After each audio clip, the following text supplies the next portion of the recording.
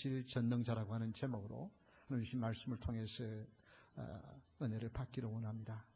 하나님께서 우리를 보시고 뭐라고 말씀하시냐면 오늘 본문에 너무나도 우리를 기뻐하시는데 마치 부모가 어린아이가 잠이 들어서 새근새근 자는 모습을 보면서 그 부모가 너무 귀여워서 얼굴에 크게 웃으면 애가 자는 애가 깔 테니까 웃으면 얼굴에 미소를 짓는 그 모습 뿐만 아니라 우리 하나님이 너무 기뻐서 노래를 부르신대요. 이게 성경 어디에도 하나님이 노래를 부르셨다고 하는 표현은 여기밖에 없습니다. 이렇게 하나님이 뭐 때문에 이렇게 기뻐하실까? 사실은 이 스바냐가 그렇게 기쁨의 이야기로 시작하지 않습니다. 스바냐 1장 2절에 보면 이런 말씀이 나옵니다. 여호와께서 이르시되 내가 땅 위에서 모든 것을 진멸하려. 하나님이 너무 화가 나셔가지고 땅에 있는 모든 것들을 다 멸하시겠다. 그렇게 하나님이 진노하시는데 무엇 때문에 무슨 마음이 변해서 이 3장 마지막 부분에 가가지고 하나님이 우리를 보시고 그렇게 기뻐하신다고 말씀하실까? 그 이유를 찾으면서 하나님 주신 은혜를 받기를 원합니다. 구원을 베푸실 전능자는 첫 번째 17절에 보니까 너희 가운데 계시니, 이 말씀은 인격적인 교제를 원하시는 분이시다. 구원을 베푸실 전능하신 하나님은 하나님과 우리의 인격적인 교제를 원하시는 분이다. 오늘 따라 합시다. 인격적인 교제를 원하시는 분이다. 여기 이스라엘 백성 가운데 계신다고 하는 이 말씀은 놀라운 선언입니다. 여기 케렙이라고 하는 이 말은 그 내부의 한 중앙의 중심에 그런 뜻입니다. 하나님이 우리 내부에 우리 중심에 계신다. 이들은 하나님을 배반했던 자들이고요. 하나님이 싫다고요. 하나님을 떠나버리고 온갖 주위 나라에 있는 우상들을 다 신들을 끌어다가 섬기는 그런 백성들. 그런데 그런 백성들에게 하나님이 그들 가운데 계시겠다고 말씀하십니다. 하나님의 영광이 타락한 인간, 우상으로 찌든 백성들에게 함께 계신다고 말씀합니다. 여러분, 이 말씀을 할 때에 이스라엘 백성들은 어떤 마음이냐면 하나님은 더 이상 우리와 함께하지 않냐고 살아계신 하나님이 아닌가 보다. 왜냐하면 우리가 힘들고 어려울 때 기도하면 기도를 들어주셔야 되잖아요. 그런데 아무런 기도에 응답이 없어요. 뿐만 아니라 우리가 좀 하나님 싫다고 그러고 하나님 하면은 하나님이 좀 무슨 벌을 내리시고 불을 내리시든지 뭐 어떻게 해야 되는데 아무렇지도 않아. 하나님을 욕하고 하나님을 떠나도 아무 일도 없어. 그러니까 하나님은 화도 안 내리시는 분이고 그리고 하나님은 복도 못 내리시는 분이다. 그래서 하나님을 떠난 사람들. 그런데 그들을 향하여서 나는 너희들 가운데 있다. 하나님 그렇게 말씀하십니다. 여러분, 이것은 놀라운 하나님의 약속입니다. 에스겔서 36장 27절에도 하나님 이런 말씀을 합니다. 우리 한번 다 함께 읽어볼까요? 또 내 영을 너희 속에 두어 너희로 내 율례를 행하게 하리니. 하나님께서 우리 가운데 하나님의 영을 두셔가지고 우리를 하나님의 인도에 가는 그런 일을 하신다는 것입니다. 이것은 바로 오순절 성령 강림으로 성령을 보내실 약속을 이미 구약에 하신 것입니다. 여러분, 우리 그리스도인들의 믿음은 하나님과 매일 교제를 나누는 데까지 나가기를 원하십니다. 그래서 누가 믿음이 성숙한 사람이냐? 그것은 하나님과 교제를 나누는 사람. 하나님, 나 이거 필요해요. 나 이거 도와주세요. 하고 하나님 앞에 간절히 기도하고 그 다음 응답되고 나면 그 다음에는 뭐 그냥 내가 기도해서 응답받았으니까 그 다음 또 내 마음대로 살아요. 하나님 별 생각도 없이 하루 종일 하나님 생각도 없이 살아요. 그러다가 또 어려움이 생겨 또 하나님 찾아야지. 그럼 하나님, 이거는 하나님과의 교제가 아니고 뭐예요? 내가 필요할 때 구하는 하나님. 근데 하나님은 그런 관계가 아니라 하나님과 대화를 주고받는.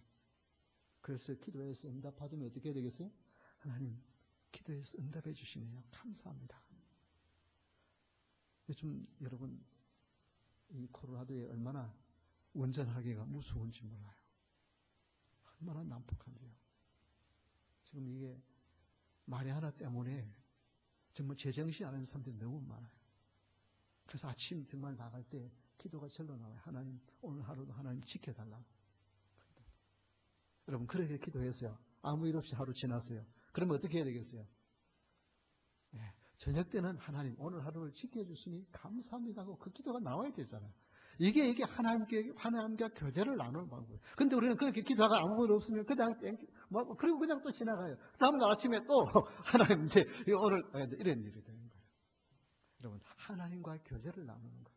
그것은 하나님과 대화를 나누는 것이에요. 고마운 일이 있으면 고마운 일이 있고 힘든 일이 있으면 힘들다고 대화를 나누는 거예요. 하나님은 우리 가운데 계시는데 학개서 2장 5절에 보면 너희가 애굽에서 나올 때에 내가 너희와 언약한 말과 나의 영이 계속하여 너희 가운데 머물러 있나니 하나님이 약속한 말씀과 하나님의 영이 여러분 가운데 항상 계신다고 말씀합니다. 여러분 주일날 이렇게 듣는 말씀, 여러분이 암송하고 있는 말씀, 여러분이 읽은 하나님의 말씀이 그냥 단순한 문자화된 말씀만이 아니라 그 말씀이 여러분의 가운데 역사하셨어요. 여러분 가운데 하나님의 말씀을 두시겠다는 것이죠. 그 말씀이 영과 혼과 관절과 이 골수를 찔러 쪼기까지 합니다. 우리의 영을 새롭게 하시는 그 하나님의 말씀이 늘 우리와 함께 하시는 것입니다. 그래서 고린도전서 1장 9절에 보면 이런 말씀이 나옵니다. 너희를 불러 그의 아들 예수 그리스도 우리 주와 더불어 교제하게 하시는 하나님은 미쁘시도다. 하나님께서는 여러분을 불러서 예수 그리스도 때문에 여러분과 하나님이 대화를 나누고 교제를 나누는. 그래서 누가 성숙한 믿음의 사람이냐? 하나님과 대화를 나누는 것입니다.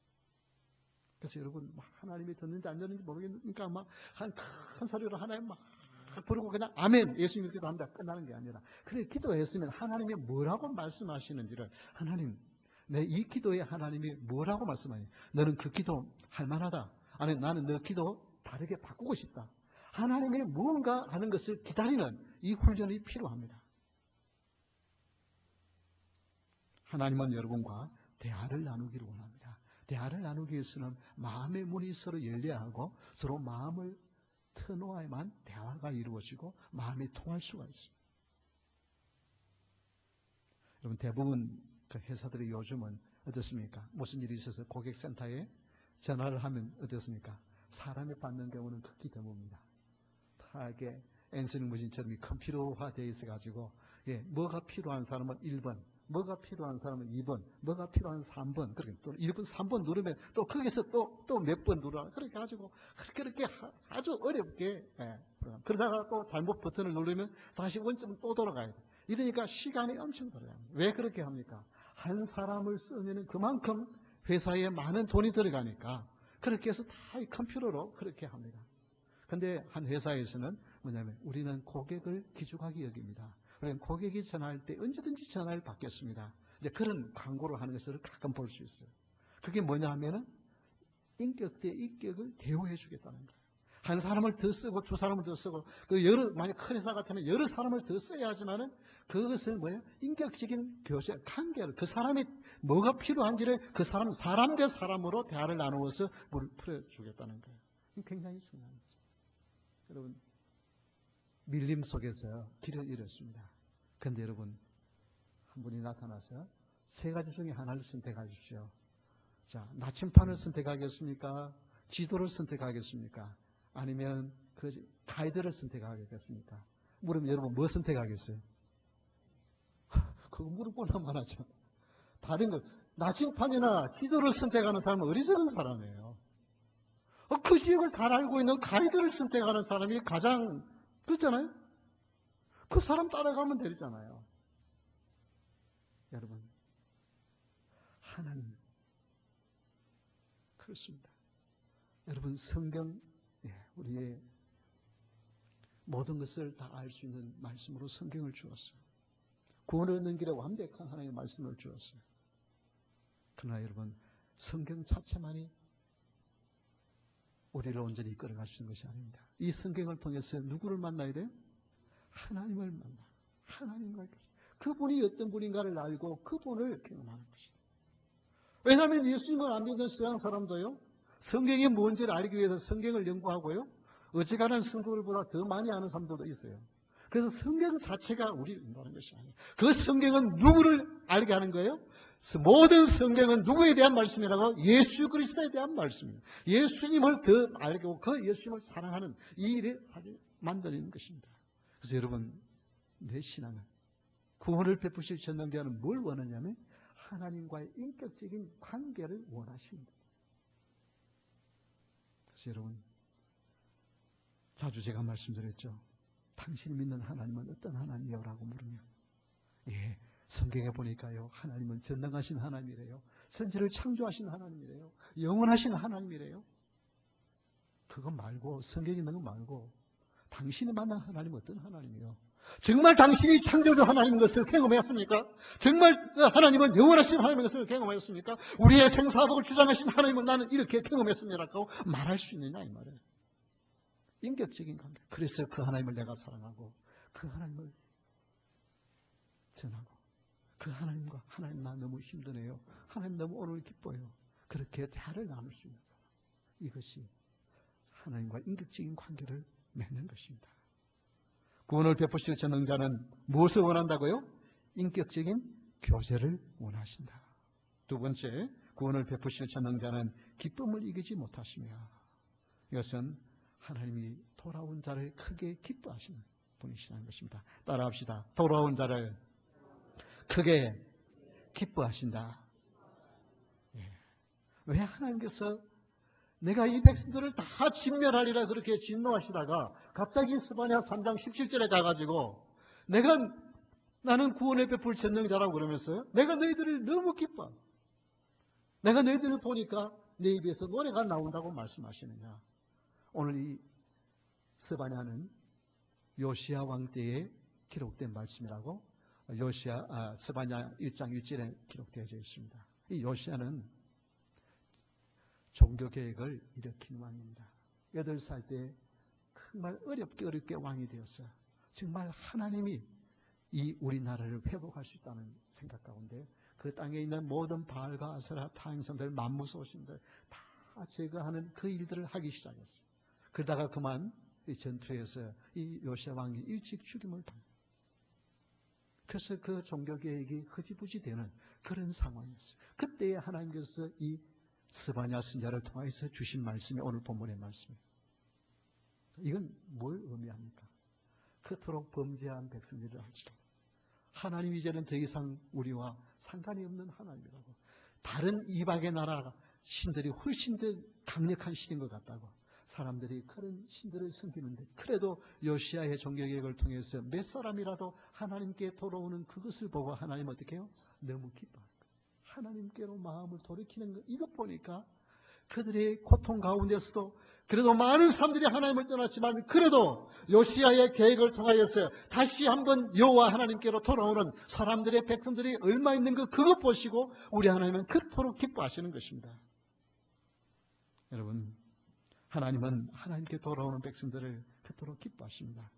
에스겔서 33장 11절에 보면 하나님은 악인들을 향해서도 심지어 이렇게 말합니다. 너는 그들에게 말하라. 주 여호와의 말씀이니라. 나의 삶을 두고 맹세하노니 나는 악인이 죽는 것을 기뻐하지 아니하고 악인이 그의 길에서 돌이켜 떠나 사는 것을 기뻐하노라. 여러분, 정말 못된 악인들이 어떻게 해요? 죽어야 되는데 그래서 그렇잖아요. 근데 하나님은 그걸 기뻐하지 않는 하나님. 제임스 홈스가 12명의 사람들을 죽이고 70명의 사람들을 그렇게 부상을 입혔지만은 그 제약이 다 158개의 모든 제목이 다 유죄로 판결이 나도 그래도 결국은 어떻게 했어요? 그냥 사형시킨다고 해서 죽은 사람들이 돌아오느냐. 그냥 한평생 보석 없이 그냥 무기징역으로 살게 하자. 그것이 배심원들의 마지막 결정이었어요. 그리고 바라옵기는 그가 죽기 전에 정말 주님을 만나고 치유되고 회복되는 역사가 일어날 수 있기를 바랍니다. 하나님은 그런 끔찍한 죄인이라도 어떻게 해요? 멸망하지 아니하고 새 생명 얻기를 원하신 것이 하나님의 마음인 줄 믿으시기 바랍니다. 그래서 하나님은 죽은 자가 사는 것을 하나님이 그토록 원하십니다. 그래서 하나님의 기쁨은 죽은 자가 살아나는 것에 있습니다. 여기 오늘 17절 말씀에 다시 한번 보십시오. 너희 하나님 여호와가 너희 가운데 계시니 그는 구원을 베푸실 전능자라. 이게 베푸시라고 미래형으로 번역이 되어 있습니다만은 이게 히브리어에는 미완료형입니다. 미완료형은 미래일도 있지만은 지금 현재 진행적인 일을 그렇게 표현을 합니다. 그러니까 지금 구원을 베푸시는 하나님이시다. 우리 하나님은 지금 죽어서 천국 가는 것만 아니라 지금 여러분의 영을 살려서 주님과 아름다운 교제를 원하시는 하나님이 지금 여러분 가운데 계시는 줄 믿으시기 바랍니다. 여러분, 이렇게 지옥 가야 할 영혼이 나 하나님 믿고 하나님 축복하시는 삶을 살고 싶어요. 그렇게 마음을 먹는 자들을 보시면 우리 하나님이 그토록 기뻐하신다는 거예요. 벌을 내리려고 하다가 그 마음 가지는 그 사람들을 우리 하나님이 기뻐하시고 축복하신다는 거예요. 그래서 누가복음 15장 7절에 이렇게 말씀하십니다. 내가 너희에게 이르노니 이와 같이 죄인 한 사람이 회개하면 하늘에서는 회개할 것 없는 의인 99으로 말미암아 기뻐하는 것보다 더하리라. 의인 99명이 하나님 옆에 영광을 돌리고 찬양하는 것보다 지옥 가야 한 영혼이 회개하고 주께로 돌아오는 그것을 우리 하나님은 더 기뻐하신다. 더 기뻐. 그래서 우리 하나님은 지금 이스라엘 백성 가운데 온갖 우상에 빠졌어. 이제 하나님의 진노에서 북쪽 이스라엘만 아니라 남쪽 유다까지 멸망시키시려고 하는 그 시점이에요. 그럼에도 불구하고 그 가운데 하나님을 찾아야지 하고 하나님께로 돌아오는 가뭄에 콩나듯 있는 그 몇 사람들, 그들 때문에 우리 하나님은 기쁨을 이기지 못하신다는 거예요. 여러분, 그래서 하나님을 가장 기쁘시게 하는 일은 죽은 영혼들에게 예수 그리스도를 전하는 일입니다. 전도하는 일입니다. 하나님이 기쁘시면 내 안에 계신 성령님이 기쁘잖아요. 내 안에 계신 성령님이 기쁘면 누가 기뻐요? 내가 기쁜 거예요. 나도 모르게 기쁜 거예요. 그래서 여러분, 참된 삶의 의미와 행복을 찾으려고 한다면 전도하는 일입니다. 정말 내 인생에 이게 지금까지 해온 것이 뭐가 있느냐? 지금까지 내가 이렇게 나이가 들도록 힘써 한 것이 뭐가 있느냐? 정말 내가 참은 것이 뭐가 있느냐? 그렇게 여러분 허탄한 마음이 있습니까? 가장 여러분의 인생에 값진 인생을 거시는 것은 하나님의 기쁨이 되는 죽을 영혼들을 살리는 일인 줄 믿으시기 바랍니다. 우리 대모소망교회 아지트라고 불러도 과언이 아닌 이 하바나길, 플로리다하고 하바나에 맥도날드 있죠. 우리 자주 가는데요. 이번 집회를 통해서 저만 아니라 그 맥도날드 자주 가신 분들이 다 똑같은 마음이야. 우리가 그곳에 우리 가서 그냥 이렇게 서로 교제를 나누고 대화를 하는 건데 그게 오는 많은 분들, 특별히 이렇게 연세 드신 분들이 많이 오시는데 그분들에게 복음 전하는 일을 우리가 해야 되겠다. 이제 그런 마음의 부담을 다 가진. 그래서 저도 이제 그런 마음의 부담이 오더라고요. 그런데 여러분들은 이게 동양 사람들의 얼굴을 참 잘 구분을 못 하거든요. 외국 사람들이. 근데 저는 늘 갈 때마다 그래도 목사라고 늘 넥타이를 메고 갔어요. 그렇기 때문에 이 사람들이 그 몇 년을 거기 늘 가서 있었기 때문에, 종종 갔기 때문에, 아예 저 문을 좀 다 열어놓아 주시겠어요? 그렇게 갔기 때문에 기억할 거예요. 그런데 그들이 저에 대한 인상이 어떻게 했을까? 저 동양 남자 넥타이를 메고 이렇게 와서 또 기도하는 거 보니까 한번 목사할 것 같기도 한데 저 목사에 대한 인상이 어떨까? 참 이 생각을 해보면 하나님 앞에 회개가 나오더라. 그러면 한국 사람들이 있는 데 가서는 목사가 찡거리고 있지 않죠. 그래서 늘 펴는데 정말 평상시에 그냥 우리 있으면서 정말 내 얼굴에 환한 웃음이 있었을까? 하나님 앞에 회개가 나오더라고.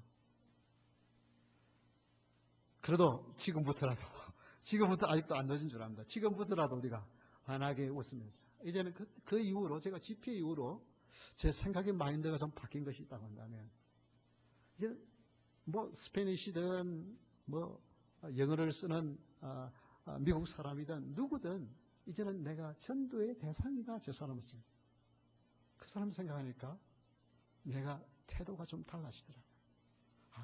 전에는 한국 사람, 저 사람이 교회를 나가는 사람인가? 안 나가는 사람인가? 안 나가는 사람이 내가 어떻게 전도할까? 이런 관심은 늘 가졌지만은 내가 만나는 모든 사람은 전도의 대상이라고 생각할 때 내 생각은 좀 달라져.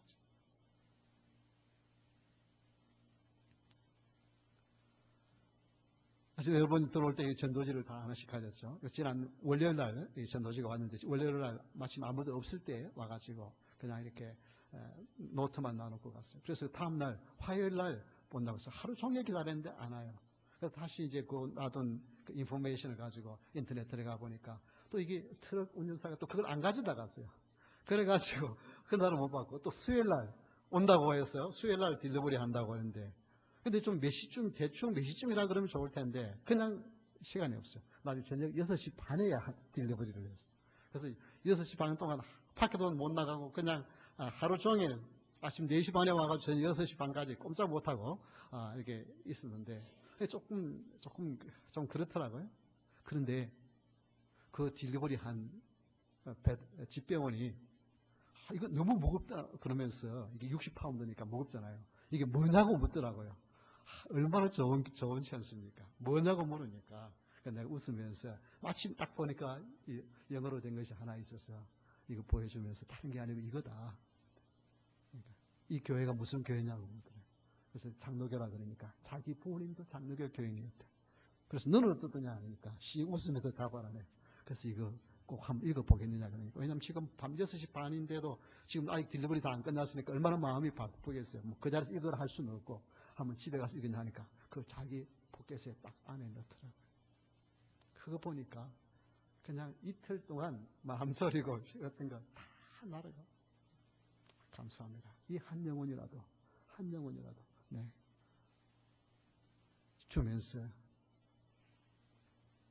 당신에게 좋은 소식이 이 안에 들어있으니까 꼭 읽어보라고 한번 말해요.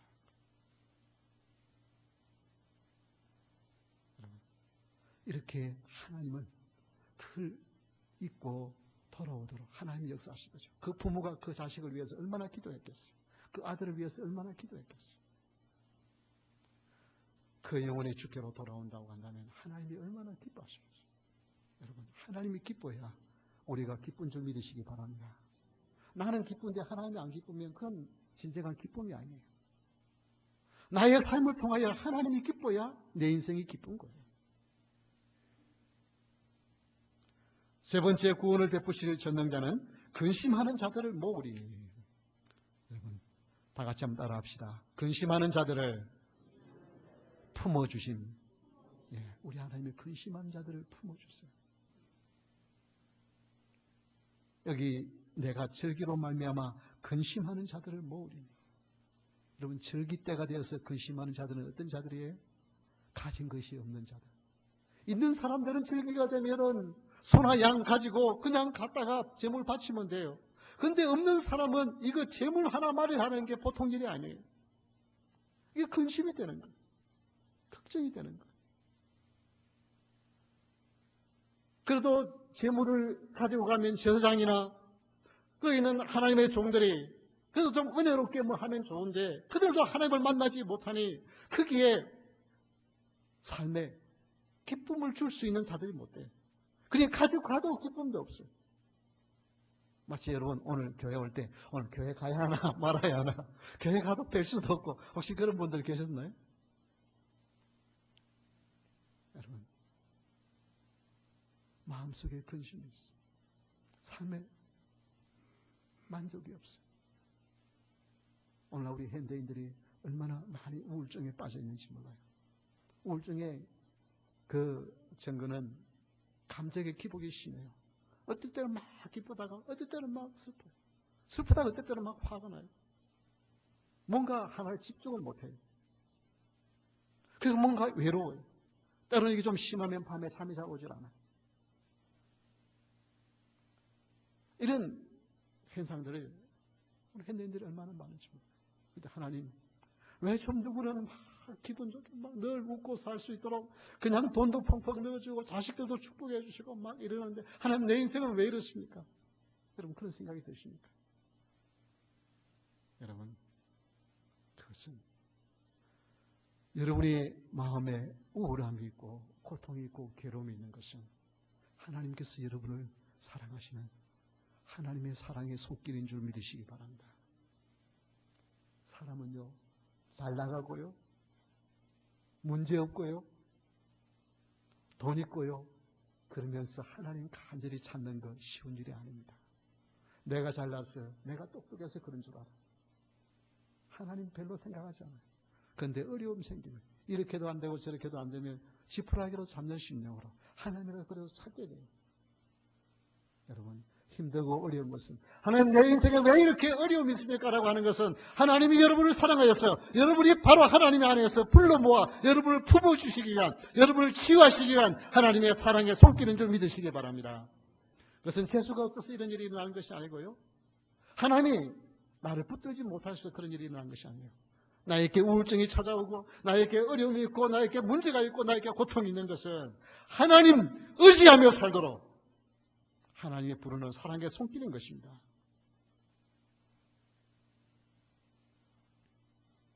그래서 이사야 66장 18절에 보면 내가 그들의 행위와 사상을 아노라. 때가 이르면 문나라와 언어가 다른 민족들을 모으리니 그들이 와서 나의 영광을 볼 것이며 온 세계에 더 있는 온갖 언어를 사용하는 자들을 우리 하나님은 다 불러 모아서 하나님께 영광 돌리는 사람으로 하나님이 만들어 주시겠다는 것입니다. 고린도후서 7장 6절에 보면 이런 말씀이 나옵니다. 우리 한번 다 같이 읽어볼까요? 그러나 낙심한 자들을 위로하시는 하나님이 디도가 오므로 우리를 위로하셨으니. 이것은 사도 바울이 전도를 하다가요, 너무너무 힘들어서 육체적으로 영적으로 그냥 낙심이 되었어요. 왜냐하면 아니 자기들 예수님 믿고 천국 가고요, 복 받으라고 전하는데 가는 곳마다 핍박이고요, 가는 곳마다 죽이려고 하는 그런 어려움이 당하니까 정말 이거 내가 해야 할 일인가. 그래서 교회를 세워놓고 돌아서면 그 교회 안에서 또 문제가 생겨요. 이것 때문에 신앙사실 이걸 계속 해야 되는가, 그런 고민이 있었어요.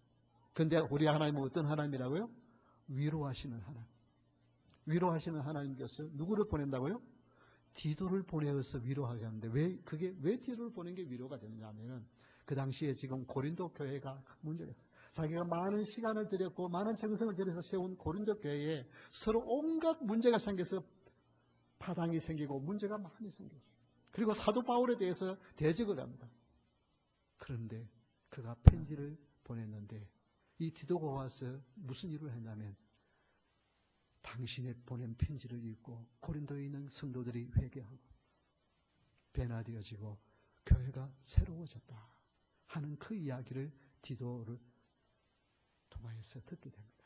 이때에 그가 위로의 하나님이 나를 이렇게 위로해 주시는 거예요. 여러분, 하나님은 위로의 하나님인 줄 믿으시기 바랍니다. 여러분이 슬픔이고 고통이고 괴로움이 있으면 하나님이 그것을 다 기억하셨다가 하나님이 여러분을 위로하시고 치료하시는 하나님이신 줄 믿으시기 바랍니다. 하나님 나 왜 이렇게 힘들게 하세요가 아니라 하나님의 은혜를 체험하기 위한, 하나님의 위로가 찾아오기 위한 하나님의 손길인 것입니다. 여러분, 이렇게 디도처럼 디도가 와서 사도 바울이 보낸 편지를 읽고 회개하고 디도가 가서 외치는 설교의 말씀을 듣고 고린도 교회의 문제가 깨끗이 해결되었다는 말을 듣고 그는 큰 위로를 받는 것처럼 여러분 주위의 어려운 사람들, 외로운 사람들, 여러분이 위로자가 될 수 있기를 주님으로 축원합니다. 누군가 여러분 생각나는 사람이 있으면요, 그 사람을 위해서 기도하고 그 사람을 위해서 연락하고, 요즘 젊은 분들은 좀 이게 텍스트를 보내서 좀 그분들을 위로해 주세요. 사실 제가 이렇게 말하기도 좀 오늘 좀 미안한데요. 지난 화요일 날 아마 이 전도지 오는 것 때문에 막 정신을 좀 빼고 있는데 화요일 날 새벽에 기도하는데 손맹조 사모님이라고 62세에 지난 수요일 날 세상을 떠나셨어요. 제가 그 선배 목사님 사모님인데요. 근데 지난 화요일 날 아침에 문득 그 사모님께 한번 연락을 해야 되겠다. 연락을 해서 한번 기도를 해드려야겠다. 그런 마음이 들었는데 그만 정신을 빼가지고 한 2달 전에 그 목사님을 사모님의 목사님을 만났는데 그 목사님이 뭐냐면 오전에는 너무 힘들었어요. 이 복소가 차고 이래 너무 힘들었어. 일단 오후 되면 산책을 나가신다 그러더라고요. 그래서 오전에 내가 전화를 하지 않고 오후에 하려고 오늘 새벽에 연락을 했다고 하는 영감을 하나님 주신다는데 제가 그만 연락을 안 하고 오후에 한다는 것이 그만 오후에 다른 데 정신이 빠져가지고 제가 그걸 하지를 못했어요. 근데 그 다음날 돌아가셨다고 연락이 왔고 이렇게 하나님이 좀 위로자로 마지막 떠나기 전에 그래도 한번 위로해주고 기도해주기를 하나님 원하셔서 나에게 그 생각나게 하셨는데 그 사모님이 생각나게 하는데 목사가 그거 그만 잊어버렸어요. 마지막 기회를 잃어버린 거예요. 물론 뭐 사모님은 영원한 천국에 가실 분이니까 다시 또 만날 분이니까 그렇게 하지만 만약에 그분이 주님을 모르는 분이라 그러면 얼마나 내가 큰 가슴을 치게 되겠어요.